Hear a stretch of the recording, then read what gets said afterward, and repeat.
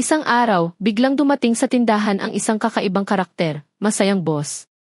Tumawa siya ng malakas at sinabi, bigyan mo ako ng candy.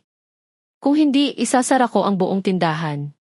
Pagkatapos, nagbabala siya, kung hindi mo ako bibigyan ng candy, kukunin ko ang cupcake ng bride. Nagulat ang lahat, naku, hindi. Ngunit tumawa ulit ang boss, palagi kong pinipigilan ang mga pasaway. Saan ang candy ko?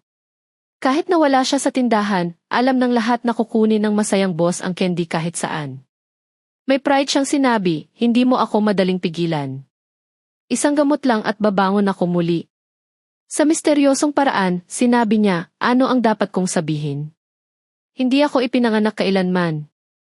Nagulat ang lahat, tumawa ang boss. Tama. Dahil ang masayang boss ay hindi nag-iiwan ng candy. Sumigaw ng tuwa, oh.